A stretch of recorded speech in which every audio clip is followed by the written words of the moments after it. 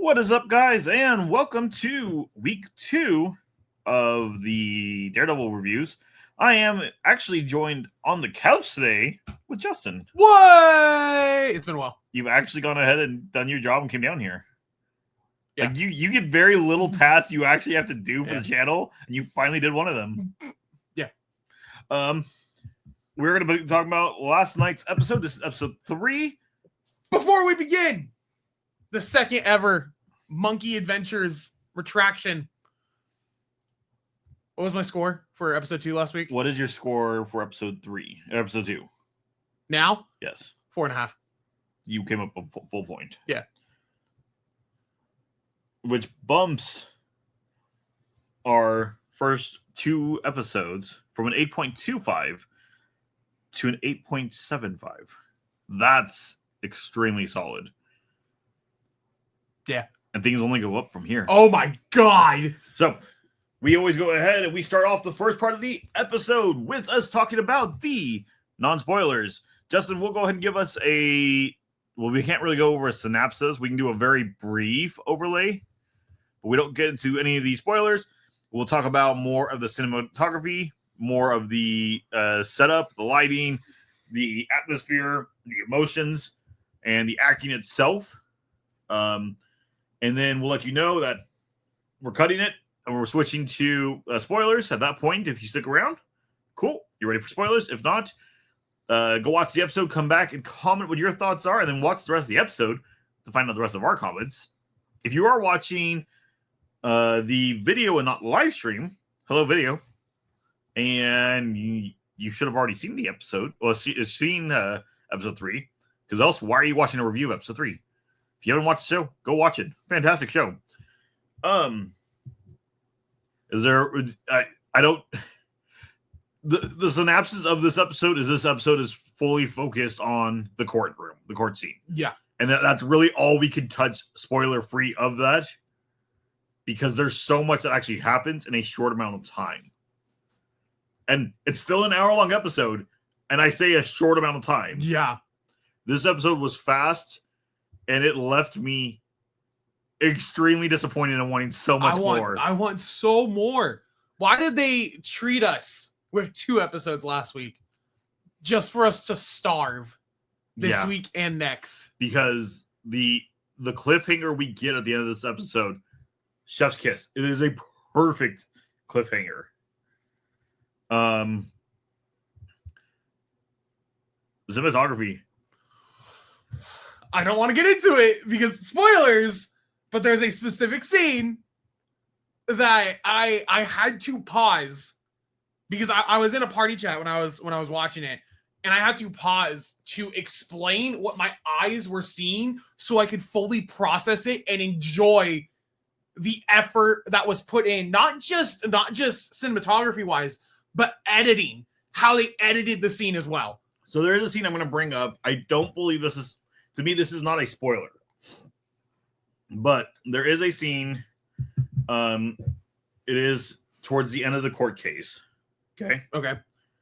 And all we have is a long, wide shot of the courtroom, empty and dark.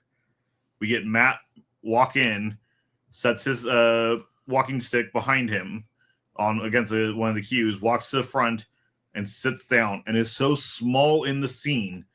You can feel the weight of the world around him. And I was just like, beautiful. This is really good visual storytelling. This is really good emotional storytelling. This is really good scene setup. Like, I don't know how many times they adjusted the camera till it was set just right. Because, again, it's not balanced in the room. So you're offset. And you see just how small Matt Murdock is feeling at the moment. And, chef's kiss. Beautiful, beautiful cinematography. That is not the scene I was just talking about. There's a lot of really good scenes, but that to me, that was the best scene in this episode, in my opinion. Because, again, if we go back to film theory and such, it's taking all of the elements you would learn in those classes or those pieces and putting them together. And it is beautiful. Yeah. I don't know how we can do this spoiler free. Because at this point, like, everything's a spoiler. What do you think about the writing of the characters and such? Like their attitudes, their talking, their vocals. Does it feel believable? Yeah. I feel like I'm actually watching a real court case. Especially there's a side plot with a returning legacy character that I don't really want to get into because it's going to be big. Where they're filming like a documentary, and like it's a lot of like intercut scenes where it'll just cut to the documentary footage, and it's all like shot on a phone basically. Yeah.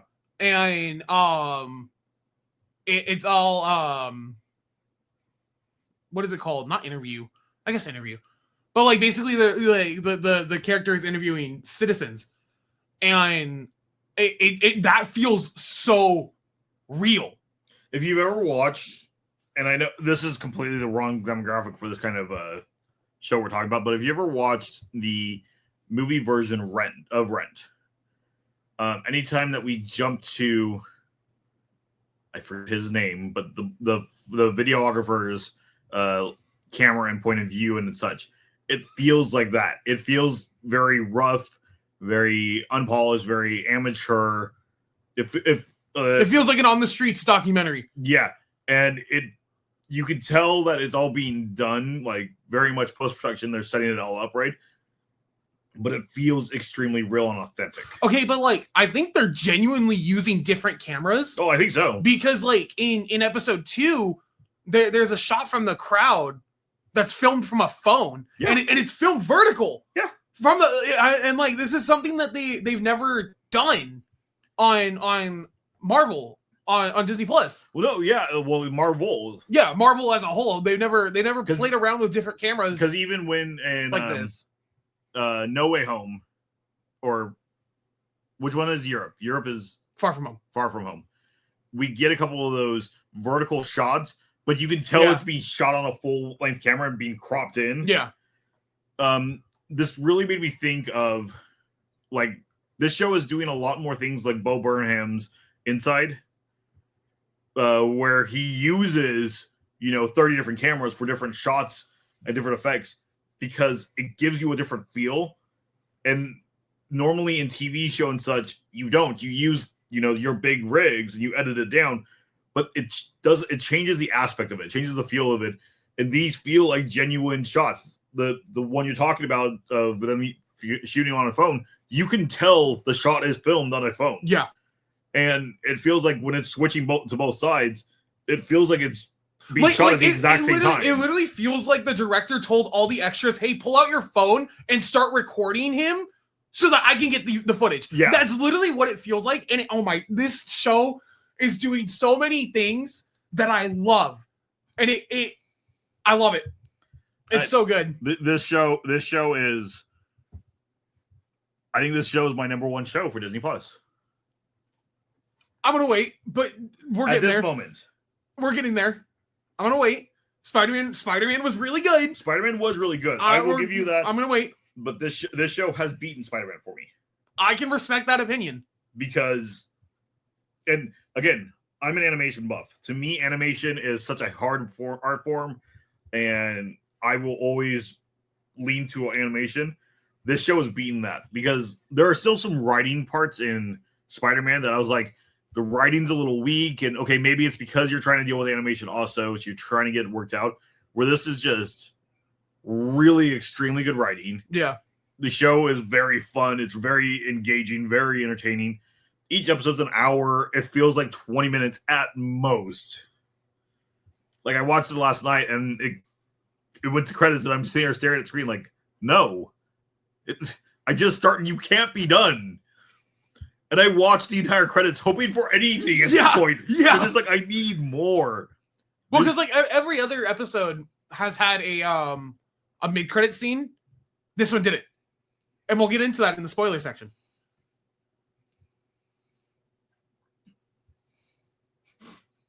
I'm going through my head right now. If there's anything else we can talk before we go. I don't think so. I don't think so. this show is fantastic. We are gonna I think make the cut over into spoiler land. If you haven't seen it and you don't want to be spoiled, again, I highly recommend it. I highly recommend going over and watching it.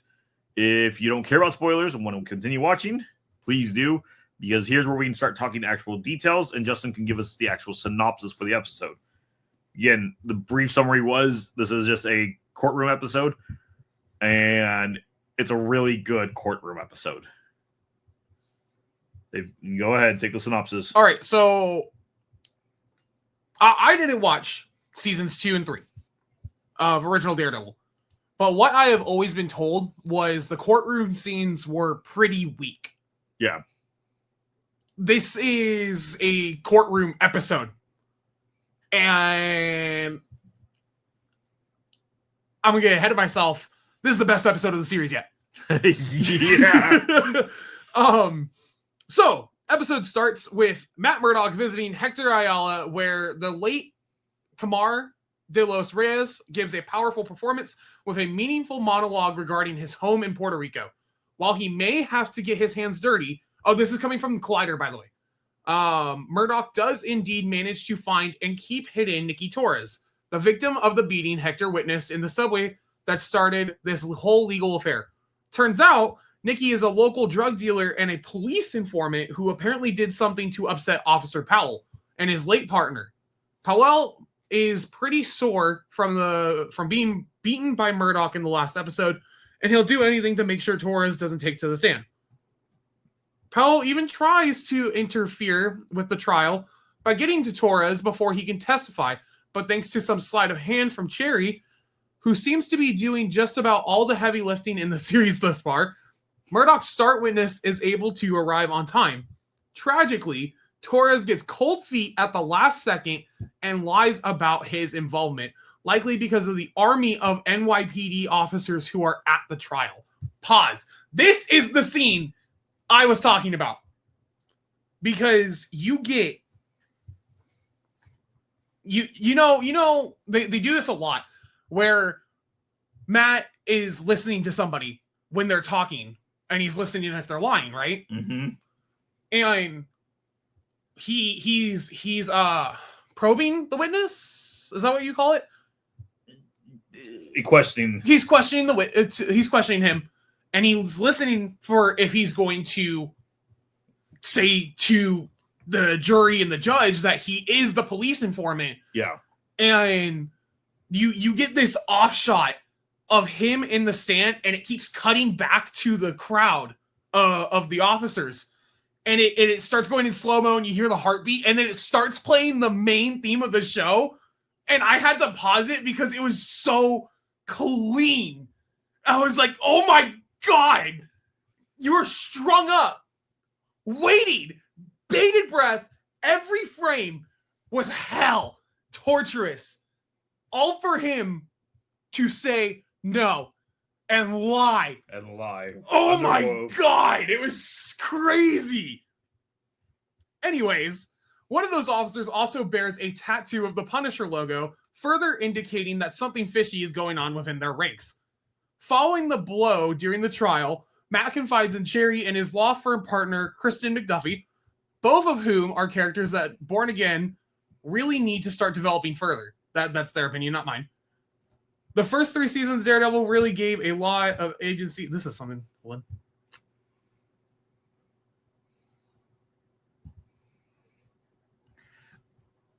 End of the synopsis. It comes out. Matt reveals that Hector is the White Tiger because he uses that to go ahead and be his main defense of a good character. Mm-hmm. They come out to the end of the trial. We get that scene I already talked about. During the good character, I need to bring this up. During the good character push, Murdock pulls out a stack of police reports of the White Tiger, and all of them are saying how helpful he was with them and such. One of the officers named was Officer Morales. You know who I'm talking about. Anywho, Comes out, Hector is not guilty on all charges. We then jump to Fisk, who calls this for a injustice, and that he will have justice against all vigilantes, even though people were trying to talk him down, like, hey, this is the way the court went. And, well, courts lie. Courts are wrong. And during this monologue, we see Hector suiting up and running out into the streets, doing his patrols.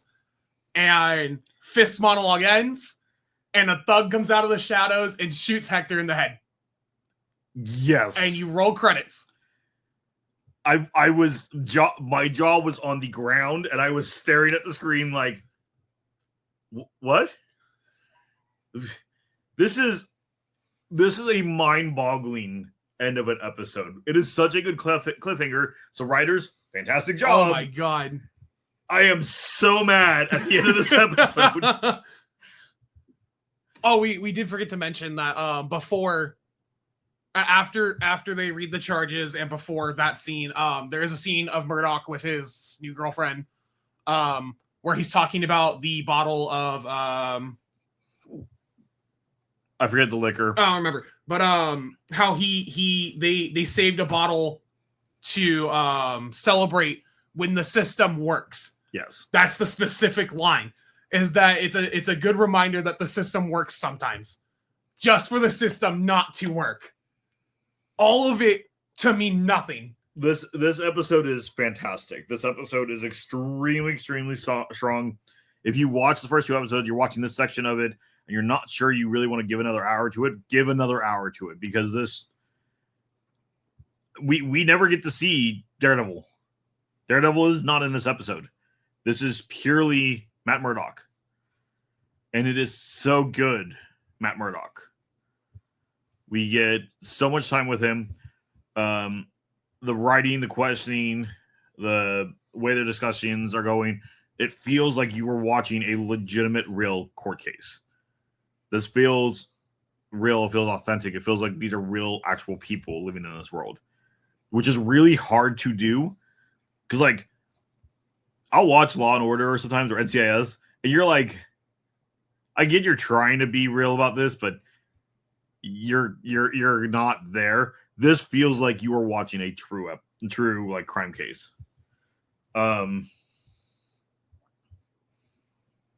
More Punisher, a lot more Punisher, a lot of logos for the Punisher. Yeah, like when we saw in the trailer the Punisher being in the show, I thought it was just going to be a cameo.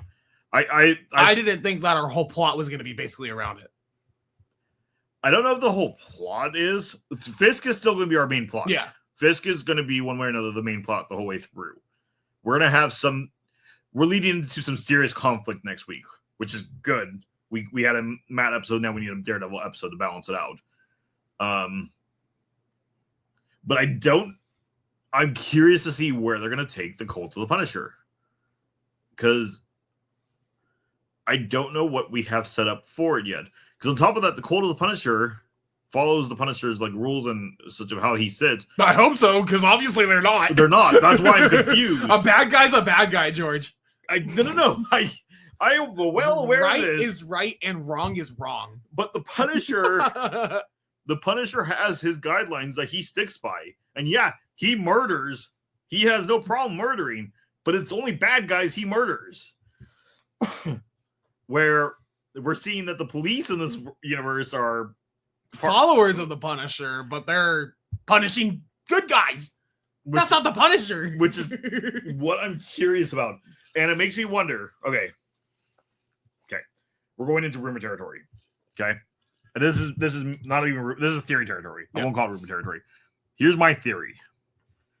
In the trailer, when we see Matt stopping the Punisher seems kind of lost. I think there's a second Punisher at the moment. I think there is somebody imitating the Punisher. Yeah, I think there's a copycat. I can see that. And I think that's who's running the Cult of the Punisher at the moment. Or maybe even there in the comics. I believe it always, the Cult of the Punisher is always just followers of the Punisher. But maybe that's the way they're going to go with this, is that there is a a copycat leader of them, and that's what we're going to see. Mm-hmm. And I think what's going to help make the Punisher go on to his like psychotic break is the police and such going after him, quote unquote, because of the bad things his group is doing, even though he is not part of it. That's totally theory. I have a feeling we're going to see the Punisher episode 5. Because Matt still doesn't have anything to do with the Punisher cult yet. I think 4 will be set up for it. 5 will be where we get him. I can see that, yeah. And that still leaves it set up for whatever the big cameo is at episode 8 that everybody keeps referencing. Please. I'm not going to get my hopes up. It's not happening. It's not happening. Even though that's the rumor I keep hearing. It's not happening. It's not happening. War journal entry. This world is officially sick. What are you trying to look up? I'm trying to see if there's been any other Punishers or if it's just Frank Castle. The official Punisher is always Frank Castle. Yeah.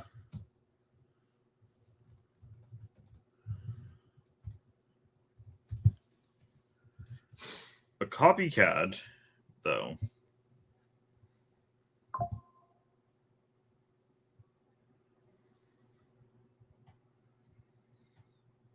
So this is from a Reddit post 7 years ago. A major storyline is about 3 copycats who are inspired by Frank, but who all have their own agenda behind what they're doing that cause problems. I think that's the story. That might be what we're adapting for him. Yeah, that'd be sick. Yeah, and if so, that means my theory is correct. Yeah, that'd be 2 theories in 1 week. Wow. Should become a theory channel at that point. No. no.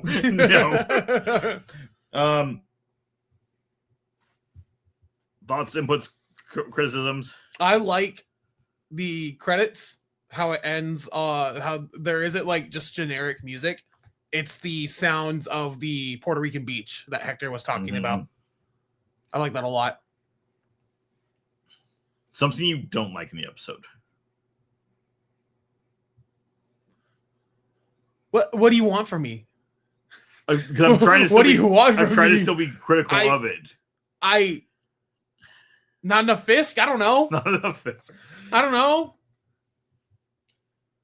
Yeah, I don't know a problem with this episode. Yeah, that's my problem. I don't know a problem. Okay. One of the main scenes is when they move their initial key witness, and they're very good about hiding him, getting him into the truck, and we see the police start to follow. Did you expect the surprise empty van? Yeah. I actually didn't. Oh. Because I never saw when it looked like that they would have done the switch. And so I'm just like, okay. Like, at one point, I'm like, okay, he must have either dropped him somewhere already along the way or whatnot. But I don't know when they would have, because we've seen him the whole time since. And we get that quick shot of them opening it, and I'm like, wait, what? And then all of a sudden we get the cow. I'm like, this is good storytelling. Because me as an audience member, again, I consider myself a critic. I may not be a professional critic, but I'm a critic. I'm very critical of whatever I'm watching. However, if it's good storytelling and good movies or good shows, I don't mind turning off my brain and just enjoying good television. And that's what it was for me last night. I legitimately shut down, turned off my brain, and just enjoyed it. And so, like, it caught me by surprise. Like, I was like, oh, God, wait, what? And I'm like, oh, that's good storytelling. I love this show. What is your score? It's a 5. This is a 5. This is a 5. This is a extremely, extremely good episode.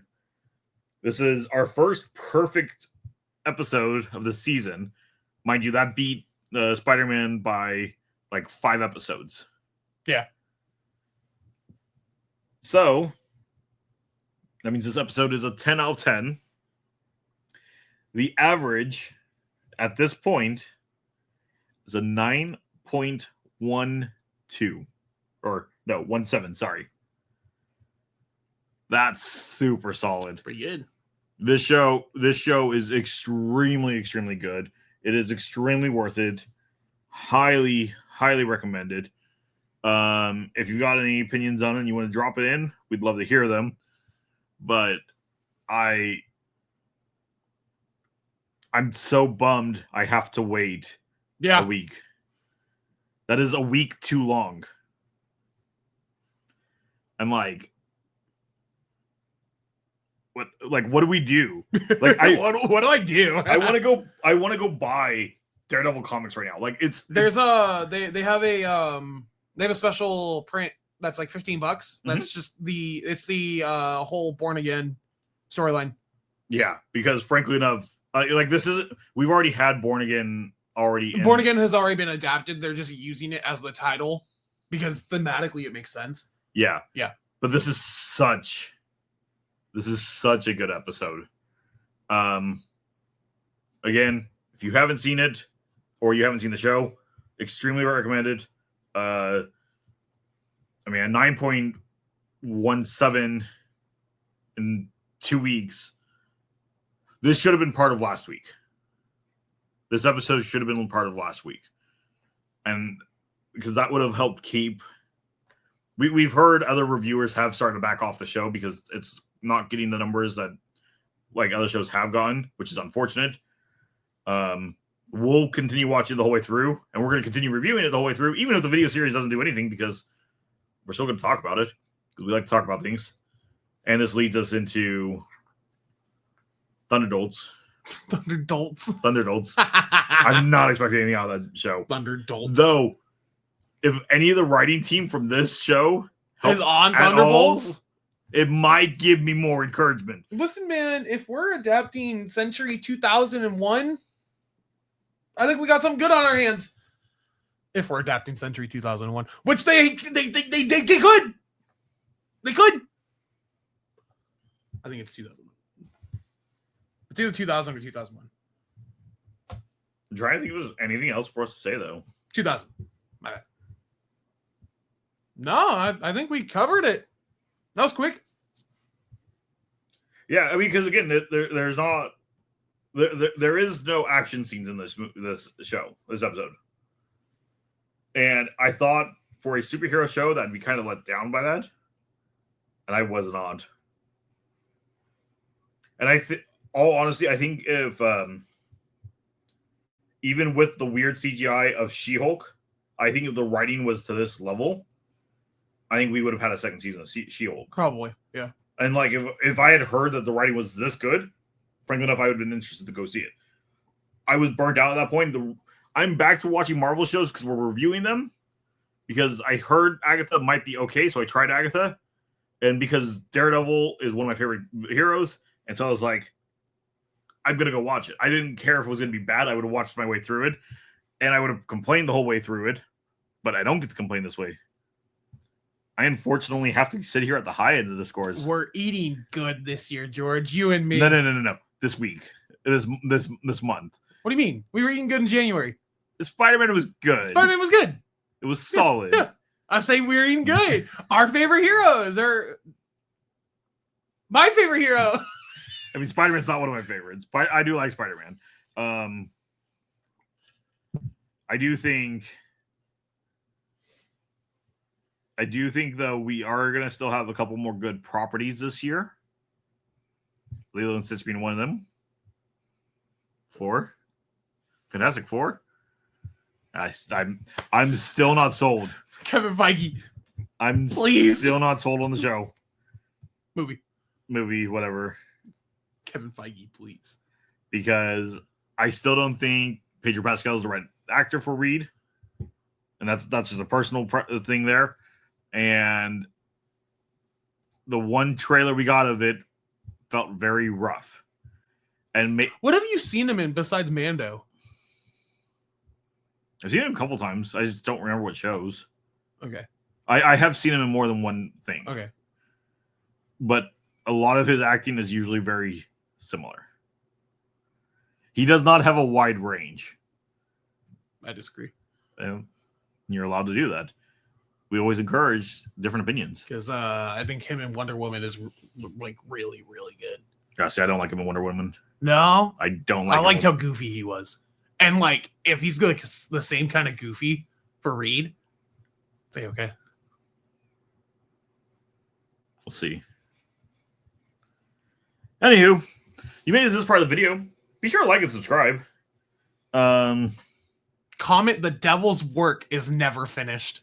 Oh, I like that. Nicely done. Nicely done. And the next, make sure. I'm not gonna cut it out. Make sure to go ahead and check out the Pop Culture Jungle every Tuesday at 6 p.m. We'll be back here for episode 4 because it's next week's not the double week. So episode 4 next Wednesday at 6 p.m. Yeah, we can push it back. Yeah, now. we can push it back now. Things have changed on Wednesdays. At 6 p.m. Also, I don't know what it will be, but on Saturday there should be at 6 p.m. a different episode of something. That's all I can say to that because depends on what the news gives me. It will be a kind of special edition again, the Pop Culture Jungle, except for we're going to do like we did this last week. And this last week we focused on just the Snow White controversies. We'll pick a different topic and we'll have one video just on that individual topic. And then tomorrow, because I haven't touched in like a week, 2 weeks. I will sit down. I will get back into Kingdom Hearts. We're gonna finish out where we're at. Till next time. What about the other thing? Like in a little bit. Yeah. In like 20 minutes. Closer to 30. We'll be back live. Opening Lorgana. And working on decks. And maybe playing some on camera. You want to stick around if you want to come back for that? You're more than welcome to. Until then, see you later. Bye.